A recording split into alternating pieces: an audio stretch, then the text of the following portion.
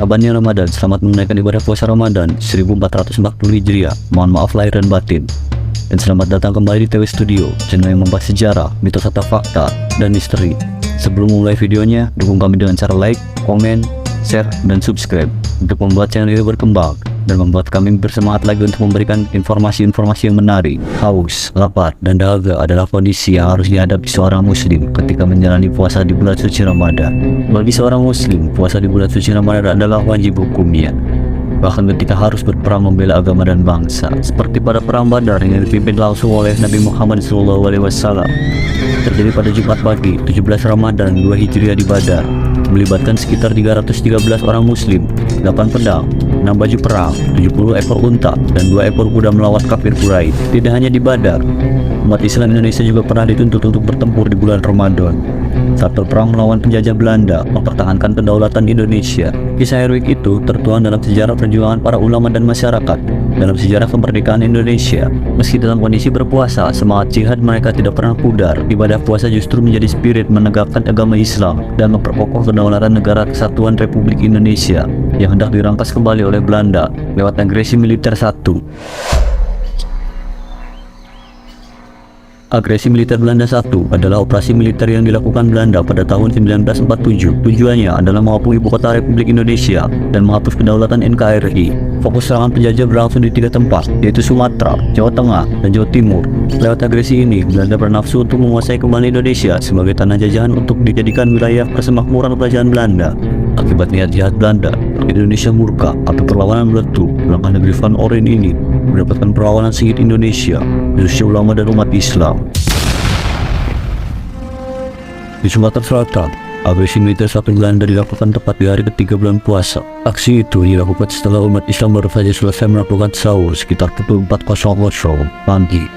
Sementara itu, di Jawa Timur, pertempuran antara alim ulama melawan tentara Belanda juga meletus di pemaksaan saat bulan Ramadan.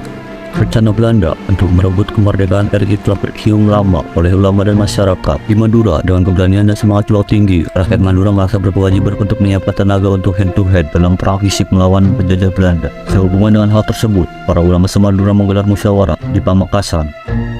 Rapat akbar tersebut menghasilkan keputusan bagi umat Islam, laki-laki dan perempuan wajib hukumnya untuk berperang jihad fisabilillah, mempertahankan kemerdekaan bangsa Indonesia dan mengusir penjajah Belanda. Keputusan tersebut langsung menjalar ke tiap lini masyarakat Madura yang mayoritas muslim. Ulama menegaskan perlawanan melawan Belanda selain untuk mempertahankan Republik Indonesia juga menegakkan Islam yang merupakan cita-cita umat Islam Indonesia. Mereka menyadari betul selama Indonesia di bawah kekuasaan Belanda, umat Islam tidak pernah mendapatkan keleluasaan menjalankan agama. Hal itu diperkuat dengan pernyataan Kiai Haji Ahmad Bashir yang mengatakan selama Indonesia dijajah, agama Islam sulit untuk tegak di Indonesia, bahwa agama Islam bisa tegak di Indonesia jika Indonesia bebas dari penjajah.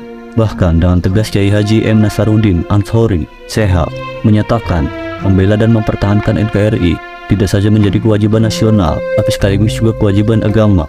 Itu terbukti dan menjadi kenyataan umat Islam Indonesia dengan membentuk badan-badan perjuangan fisik semacam Hizbullah, yakni Perang Sabilillahi Kalimatillah, perang membela agama. Maka pada tanggal 29 Ramadan 1366 Hijriah atau 16 Agustus 1947 Masehi, tepatnya pukul 04.00 pagi, para pejuang memasuki kota Pamekasan dengan didampingi Kiai Haji Muhammad Tamim dan Kamuftar, pasukan Hizbullah dan Sabilillah yang terdiri dari santri, keluarga pesantren, rakyat jelata, bergerak dengan tujuan merebut gudang senjata dan melumpuhkan markas Belanda. Dengan kumandang takbir, baca al-tahlil, pasukan Sabilillah mulai menyerang penjajah Belanda. Mengetahui hal tersebut, tank Belanda sontak berkeliaran sambil memuntahkan tembakan dentuman mortir, mitrailleur, dan Leukobles atau peluru yang bersinar ke arah pejuang.